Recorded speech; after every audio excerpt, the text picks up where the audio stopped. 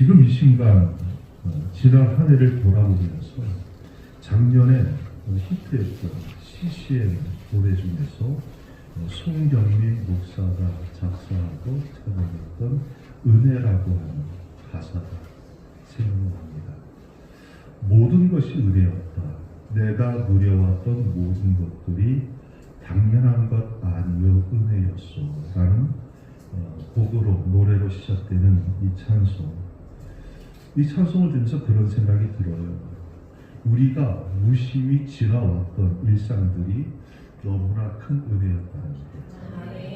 그리고 감사의 반대말은 원망이나 불평이 아니라 당연이라는 것을 깨닫습니다. 그러니까 감사의 반대말이 뭐라고요? 당연한 거야 라는 것이 감사의 반대말이라는 것. 그러면서 내 일상 속에 되어진 삶을 통해서 은혜와 감사를 발견하는 눈이 새롭게 열린 것도 감사의 일이죠. 모든 것이 하나님의 은혜였고 하나님께서 베푸신 복이었고 인도하심이었습니다. 하나님은 우리를 실망시키지 않으셨습니다. 때로 우리가 좌절하고 실망한 이유는 바로 내가 부렸던 지나친 욕심이었다는 사실을 이제 이해를 보내면서 깨닫기 시작합니다. 지난 모든 세월을 돌아볼 때 주님의 손길이 미치지 않은 곳이 없었음도 고백할 감사의 제목이 될 겁니다. 우리 모두 이 믿음을 고백하며 한 해의 끝자리에서 하나님께 감사를 드릴 수 있기를 원합니다. 해마다 12월이 되면요, 한자 문화권이 한국, 중국, 일본이 각각 올해 한자를 선정해서 발표를 합니다. 올해 일어났었던 여러 가지 사건과 사고는 물론 흐름을 나타내는데도 한자가 편력이 되면 그렇겠죠. 중국과 대만, 일본은 대대적인 응모와 투표를 통해서 한 글자만 발표를 해요. 일본 같은 경우는 올해 쇠금자, 그러니까 올림픽에서 생각보다 많은 금메달을 땄다는 거, 그리고 정치권의 비자금 이런 것들 때문에 금자를 선택했고, 우리나라 같은 경우는 이 중국, 대만, 일본과 달리 사자성어를 갖다가 발표를 합니다. 2001년부터 교수 신문이 전국 대학의 교수들로부터 설문 응모를 받아 투표해서 올해 사자성어를 결정하게 되죠. 2024년 헌정사상 세 번째 대통령 탄핵 정국에서 전국 대학 교수들이 뽑은 올해의 사자성어는 도량발호입니다. 계엄령이 있기 전에 발표했던 사자성어예요. 도량발호는 뭐냐면 제멋대로 권력을 부리면서 함부로 날뛴다는 의미를 가지고 있습니다. 두 번째가 뭐냐 그러면 후한무치예요. 1위가 도량발호, 2위가 후한무치. 낯짝이 두꺼워서 부끄러운 걸 모른다. 그 다음에 세 번째가 뭐냐면 석서위력을 해가지고 머리만 큰 놈이 유식한 척하는 쥐 한 마리가 국가를 어지럽힌다. 이게 1, 2, 3입니다. 그런데 이 내용을 쭉 보면서 그런 생각이 들어요. 이게 정치권만 비난할 문제입니다. 사실 이 나라가 이적이 된 이유 중에는 지성인이라고 부르는 사람들의 책임이 없다고는 말 못한다는 거죠. 오늘날 이 시대에 종교 지도자라 말하는 목사들의 책임이 없다고는 말 못한다는 거예요. 요즘 이런 일들 보면서 그런 생각이 들잖아요. 이 정치, 어지러운 정치, 사회 분위기를 초래한 것은 어리석고 무능한 지도자의 책임만은 아니라는 거예요. 소위 배웠다고 하는 이들의 행태를 보면 아는 것이 많다는 것과 지혜롭다는 것이 결국 같은 말이 아니라는 생각을 하게 됩니다. 지혜로운 사람은 어떤 사람이에요? 고개를 숙일 줄 알고 자신의 부족함을 아는 사람이 지혜로운 사람이에요. 그런데 어떤 사람은 많이 아는 것으로 인해서 오히려 교만해지는 사람이 있습니다. 유대인의 속담에 이런 말이 있어요. 태양은 네가 없어도 뜨고 진다. 같은 말로 이런 것일 거야. 네가 없어도 지구는 돌아간다. 무슨 말이에요? 하나님께서 창조하신 우주 만물에서 인간의 존재는 극히 미약할 수밖에 없는 존재라는 거예요. 그럼에도 불구하고 작은 지식을 가지고 자신을 나타내려고 합니다. 이거는 오만하기 때문입니다. 아무리 많은 지식이 있다 해도 한치 앞을 볼 수 없는 것이 바로 인간이라는 존재예요. 그러므로 자신을 항상 겸손히 낮추지 말아야 됩니다.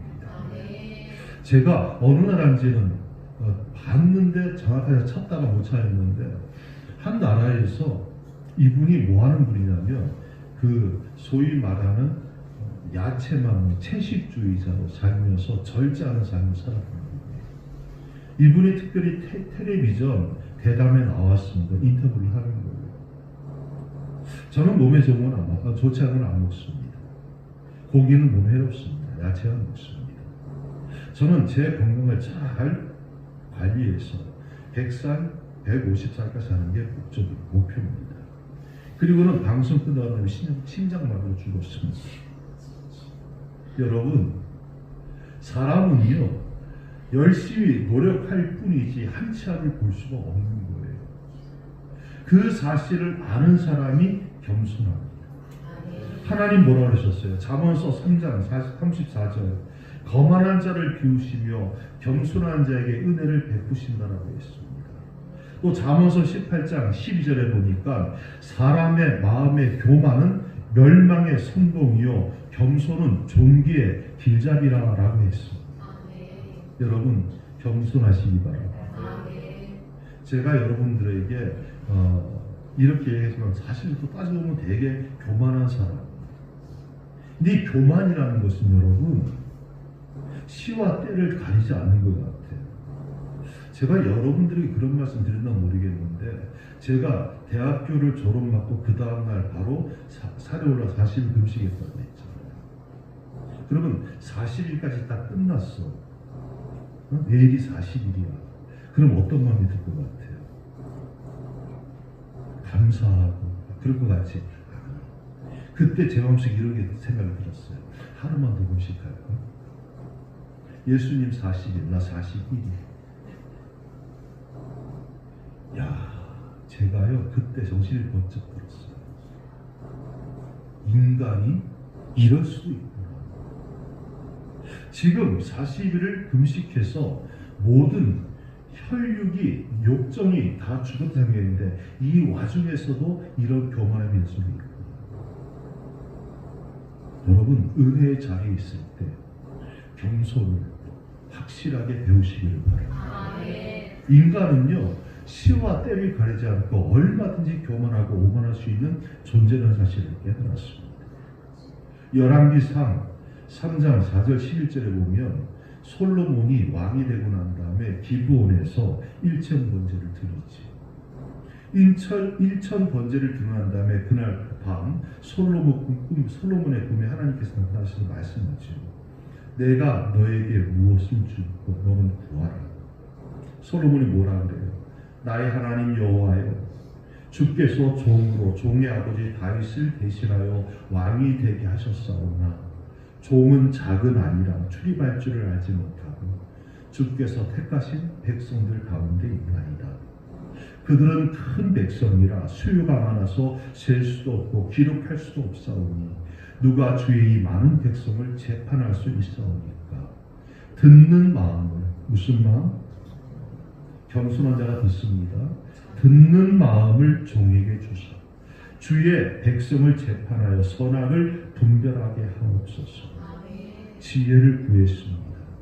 겸손을 구했단 말이에요. 그랬더니 하나님께서 솔로몬에게 뭐라고 하십니까?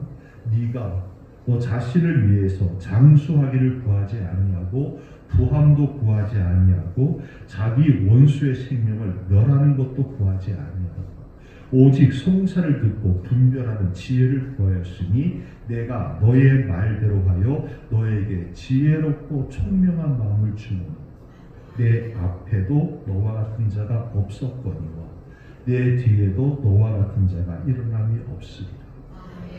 내가 또 네가 구하지 아니한 부귀와 영광도 너에게 주노니 내 평생의 왕들 중에 너와 같은 자가 없을 것이라. 네가 만일 내 아버지 다윗의 행함같이 내 길로 행하며 내 법도와 명령을 지키면 내가 또 너의 날을 길게 하리라. 하나님이 원하시는 것이 무엇인지를 이 본문의 말씀이 잘 보여줘요. 하나님은 우리에게 뭘 원하신다? 지혜. 듣는 자의 겸손한 지혜를 원하신다. 그것을 구하였더니 하나님께서 그에게 구하지 아니한 부귀와 영화도 주셨다라고 성경 기록합니다. 그리스도의 사람인 우리는 이 어두운 세상을 밝히는 하나님의 빛이 되는 겸손하고 지혜로운 사람이 되어야 됩니다. 살면서 내가 뭔가를 해보겠다고 두 손을 꼭 움켜쥐면요, 모든 것을 내가 다 소유할 수 있을 것 같은데 쥐고 있으면 질수록 모든 것이 다 빠져나가는 것을 경험합니다. 우리가 가진 작은 것이라도 그것을 나눌 때 더 큰 유익이 된다는 사실을 잊지 마시기를 바랍니다. 여러분들이 지금까지 살아오시면서 내 두 눈으로 나만을 위해서 보았다면 이제는 그 두 눈으로 도움이 필요한 사람을 보고 찾아가고 그에게 필요한 것이 무엇인지를 볼 수 있는 눈으로 변화되기를 바랍니다. 여러분에게 하나님 주신 두 귀로 나에게 좋은 이야기, 달콤한 이야기로 듣기만 들었다면 이제는 그 두 귀가 이웃의 신음소리와 이웃의 부족함을 한탄하는 소리를 듣고 그들을 도울 수 있는 귀가 되기를 바랍니다. 하나님이 주신 입으로 지금까지 불평과 원망만 하는 부정적인 삶을 살았다면 이제는 하나님께 감사하고 우리가 만나는 사람들에게 힘과 용기를 주는 긍정적인 입으로 변화되기를 바랍니다. 마음문을 꼭 닫아 걸고 살았다면 이제 마음문을 열고 이웃에게 열린 마음으로 다가가시기를 바랍니다. 사랑 받으려 하기보다는 사랑하시기를 바랍니다. 섬김 받으려 하기보다 섬기시기를 바랍니다. 그럴 때 여러분 주위에 어두웠던 것들이 그리스도의 빛으로 인해서 물러가고 환한 것들이 시작될 줄로 믿습니다. 오늘 하나님은 당신을 이렇게 소개하십니다. 나는 알파와 오메가요, 처음과 나중이요, 시작과 끝이라고 했습니다. 알파와 오메가는 헬라어 알파벳의 첫 글자와 마지막 글자입니다. 처음과 나중, 시작과 끝 같은 말들이에요. 시작과 결과를 말하는 거예요. 이걸 주님께서는 세 번이나 반복해서 이야기합니다. 이사야서 44장 6절 이스라엘 왕인 여호와 이스라엘 구원자인 만군의 여호와가 이같이 말하노라. 나는 처음이요 나는 마지막이라. 나 외에는 다른 신이 없느니라 하셨고, 또 요한계시록 1장 8절에도 주 하나님이 이르시되 나는 알파와 오메가라. 이제도 있고 전에도 있었고 장차 올 자요 전능한 자라라고 말씀하십니다. 모든 것에는요 시작이 있고 끝이 있습니다. 2024년 한 해를 시작한 것이 바로 얼마 전인데 이제 벌써 마지막 날이 되었고 이제 다시 새로운 2025년을 시작하는데 이 해도 또 언제가 끝이 있을 겁니다. 그리고 중요한 것은 뭐다? 이 모든 과정을 알파와 오메가신 하나님께서 매 순간 우리와 함께 하신다는 사실. 그걸 갖다가 이렇게 말하는 거예요. 알파와 오메가, 처음과 나중, 마지막. 주님께서는 우리에게 항상 우리와 함께 하셔서 붙잡으심으로 우리의 모든 걸 책임져 주시겠다는 말씀을 알파와 오메가 되신 하나님으로 말합니다. 너와 끝까지 함께 한다. 출애굽한 이스라엘 백성 역사를 보십시오. 이스라엘이 홍해를 건넌 뒤 광야에서 40년 동안 긴 세월을 보내게 됩니다. 애굽에서 가나안까지 직선거리로 가면요 보름이 안 걸립니다. 천천히 가도 보름이면 갈 수 있는 거리입니다. 근데 그 길을 몇 년을 갔어요? 40년을 갔습니다. 이유가 뭐예요? 출애굽기 16장 1절 3절에 보니까 이스라엘 온 회중이 광야에서 모세와 아론을 원망하면서 이렇게 말합니다. 우리가 애굽 땅에서 고기 가마 곁에 앉아 있을 때와 떡을 배불리 먹을 때에 여호와의 손에 죽었더라면 좋았을 것이요 너희가 이 광야로 우리를 인도해내 이 온 회중이 주려 죽게 하였다라고 불평과 원망을 합니다. 여러분 한번 여쭤볼게요. 이스라엘 백성들이 애굽에서 매일같이 이렇게 고기 가마 곁에 앉아서 고기 뜯었고 떡을 배불리 먹었습니까? 그러긴 했을 것 같아. 왜냐하면 애굽에서 일시키다가 명절날 한 번 정도 야 배불리 한번 먹어봐라. 먹이는 이유는 뭐예요? 먹고 힘내서 일하라는 거예요. 그러니까 365일 중에서 매일같이 채찍질 맞아가면서 노예 생활하면 다 까먹어버리고 좋았던 하루만 끄집어내서 얘기하는 거예요. 그때가 좋았는데 모세와 아론 니들이 우리를 갖다 이끌어내서 광야에서 우리를 굶어 죽게 하려고 하느냐. 원망하고 불평하는 사람들에게는요 어떤 일도 통하지 않아요. 그냥 원망 불평하고 싶다 하는 거예요. 원망 불평 늘어놓은 사람에게 가가지고요 어떻게든 그 입에서 나오는 말을 받고 싶어하는 것이 우리가 마음 먹잖아요. 그래서 그거 해봤자 안 됩니다. 하나님을 만나야 돼요. 하나님을 만나서 감사를 볼 수 있는 눈이 열려져야지 그때 감사가 나오는 거죠. 옆에서 아무리 공자할 맹자할 떠들어 대도요 바뀌지 않습니다. 애굽에서 종살했던 그들 성경이 이렇게 말합니다. 그들이 노역으로 인하여 고통하여 울부짖는 소리가 하나님께 들림받으라 이렇게 했습니다. 그러니까 노예 생활이 힘들었다는 거잖아요. 고통스러웠다는 거거든. 근데 다 까먹고 난 다음에 나온 지 얼마 됐다. 그때가 좋았는데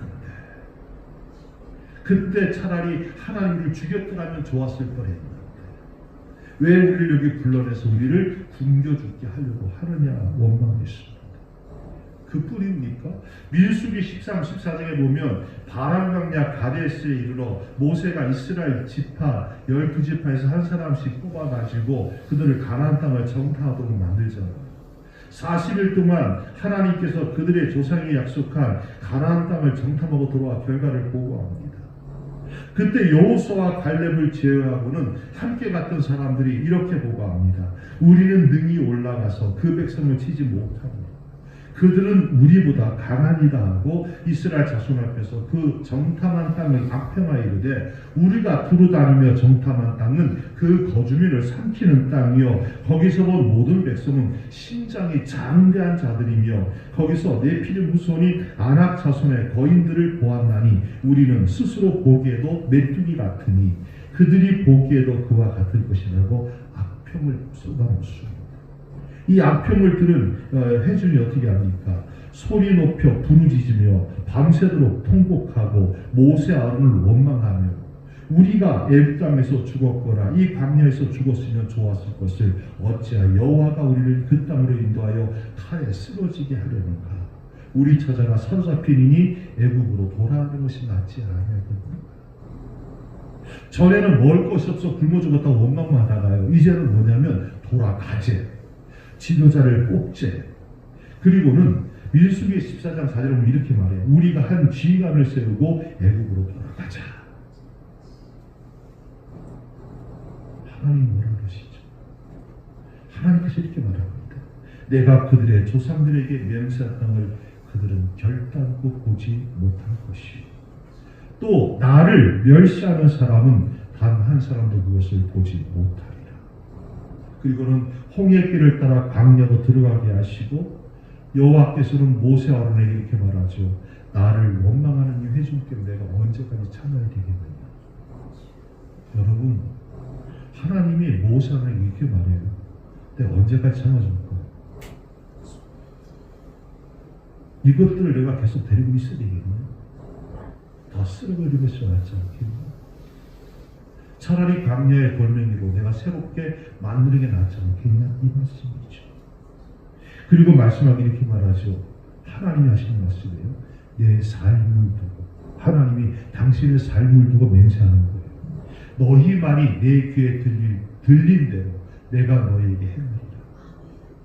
너희 시체가 이 광야에 엎드려질 것이야. 너희 중에 20세 이상으로서 계수된 자, 곧 나를 원망한 자 전부가 여분네 아들 갈렙과 눈의 아들 여호수아 외에는 내가 맹세하여 너희에게 살리라 한 땅에 결단코 들어가지 못하리라 하시고, 너희의 자녀들은 너희 반역한 죄를 지고 너희의 시체가 광야에서 소멸되기까지 40년을 광야에서 방황하는 자가 되리라.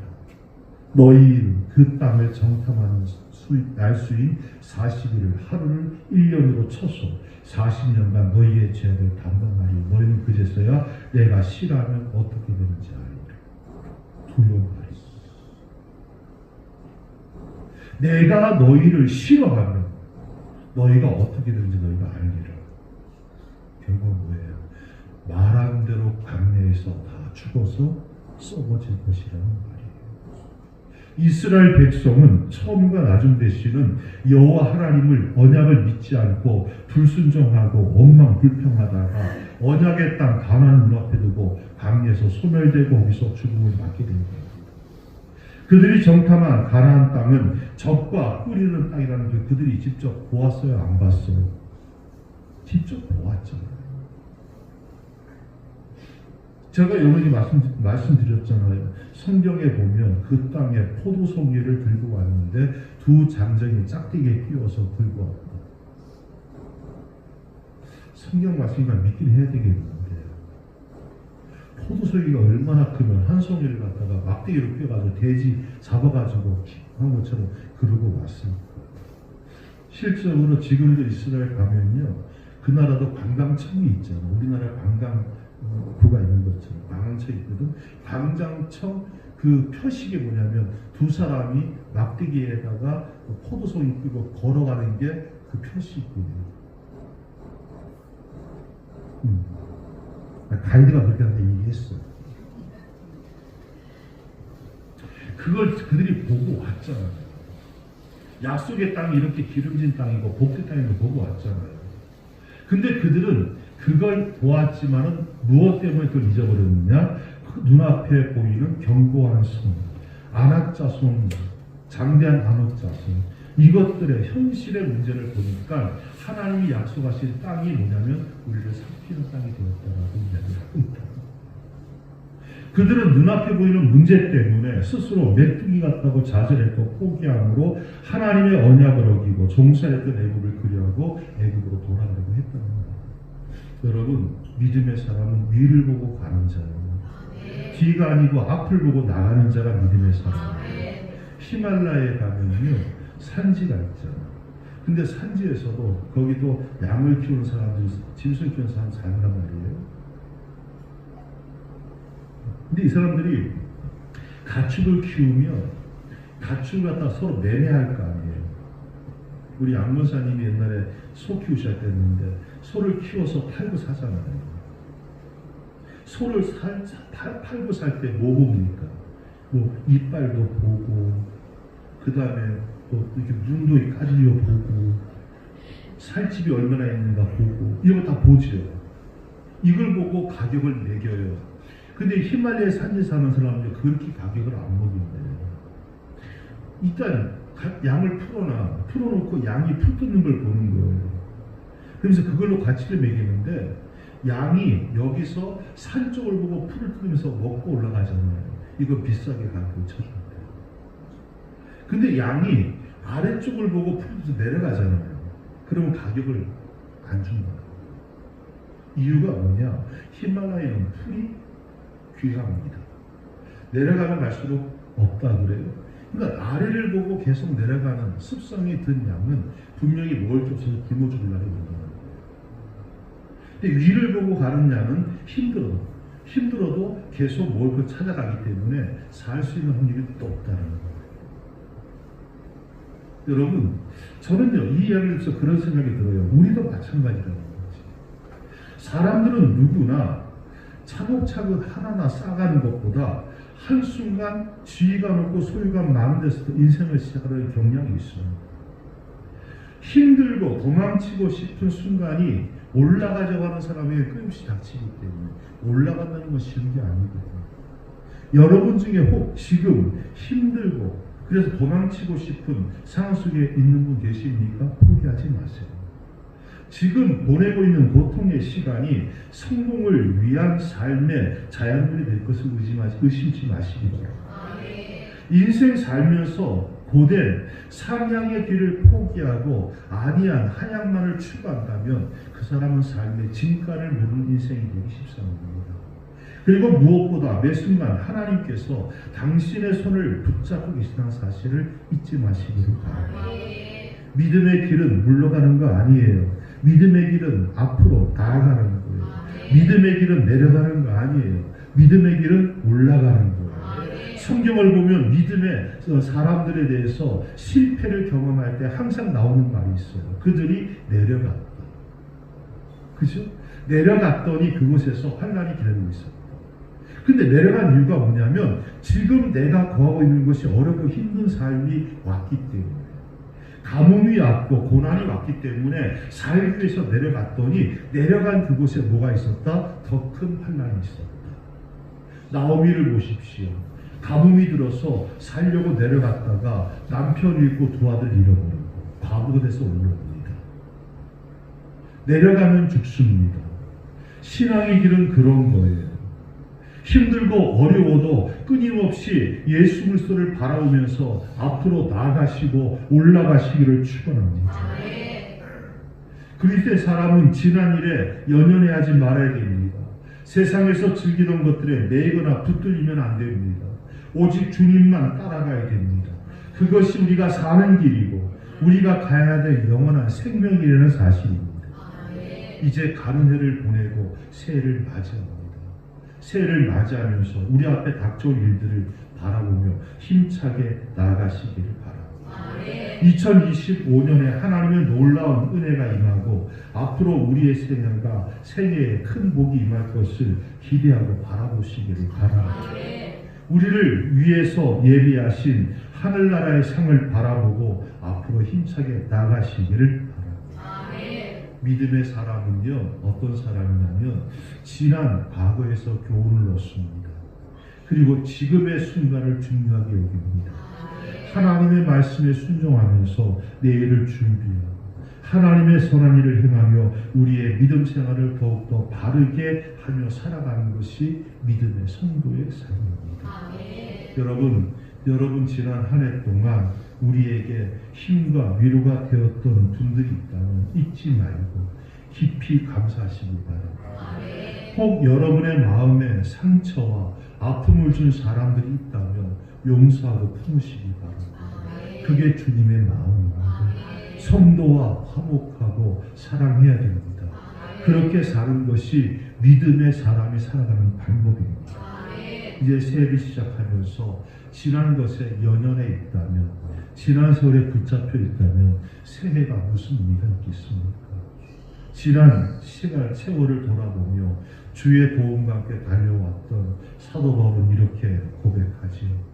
형제들아, 나는 아직 내가 잡은 줄 여기지 아니하고 오직 한 일, 즉 뒤에 있는 것은 잊어버리고 앞에 있는 것을 잡으려고 표대를 향하여 그리스도 예수 안에서 하나님이 위해서 부르심의 상을 위하여 달려갑니다. 사도 바울은 지난 세월을 회상하면서 하나님께 감사를 드리지만은 과거에 얽매이거나 과거에 집착하거나 머물지 않고 앞으로 나아가는 삶을 살았습니다. 앞을 내다보며 기대하며 소망하며 살았습니다. 그래서 그에게는 늘 처음과 나중 되시는 하나님에 대한 소망과 꿈이 있었다는 거죠. 그 꿈을 향해서 앞에 있는 표대를 향해서 그리스도 예수 안에서 하나님이 부르심의 상을 위해서 달려갔습니다. 이게 위대한 사도가 될 수 있던 비결이고 그의 신앙이고 믿음입니다. 성숙한 믿음의 사람은요, 과거에 얽매이거나 과거로 돌아가지 않습니다. 믿음의 사람은 하나님 주시는 꿈과 소망과 기대감을 가지고 날마다 조금씩 앞으로 나아가는 사람입니다. 성경은 믿음의 삶에 대해서 로마서 12장 16절 18절 이렇게 말합니다. 서로 마음을 같이하며 높은데 마음을 두지 말고 도리어 낮은 데 처하며 스스로 지혜 있는 체 하지 말라. 아무에게도 악으로 갚지 말고 모든 사람 앞에서 선한 일을 도모하라. 할 수 있거든 너에게는 모든 사람과 더불어 화목하라고 가르쳐줍니다. 그런데요, 믿는 사람들조차도요, 악을 선으로 갚으면 이렇게 말합니다. 약점 잡혔나 봐. 지가 잘못한 게 있으니까 분명히 잘못된 것에 대해서 말 못하는 거겠지. 우리 그 말 때 우리 이렇게 생각하시는데 꼭 지 수준에 맞는 말만 한다. 믿음의 사람은 그렇게 사는 거 아니에요. 악을 선으로 갚는 자. 그가 나에게 악을 행할 때 어디가 아픈가 보다. 뭔가 불편한가 보다. 그게 뭘까? 그래서 그걸 놓고 기도해 주는 자. 기가 막히잖아. 멋있잖아. 그게 기독교이지. 그게 예수의 사랑이지. 그게 십자가에서 자기를 못 받고 조롱하고 침뱉는 사람들 향해서 아버지, 저들이 자기 죄를 모릅니다. 용서해 주세요. 라고 기도했던 예수의 마음을 푸는 사람이지. 2025년 그런 마음으로 살아갈 수 있기를 바랍니다. 이제 2025년 새해를 맞으며 하늘을 인도하여 주시고 우리에게 주실 처음과 나중 되시는 하나님의 은혜를 바라보며 감사하시기 바랍니다. 그리고 하나님께서 우리에게 주실 언약을 바라보고 하나님께서 기뻐하실 꿈을 이루며 살기를 축복합니다. 새해 우리에게 주실 하나님의 은혜와 복 있습니다. 기대하십시오. 우리에게 주시는 사명 있습니다. 그 사명 감당할 수 있는 힘 하나님 주실 겁니다. 그러므로 세상의 얽매개나 뒤돌아보지 말고 여호와 하나님만 바라보고 믿음으로만 살 것을 결단하시기 바랍니다.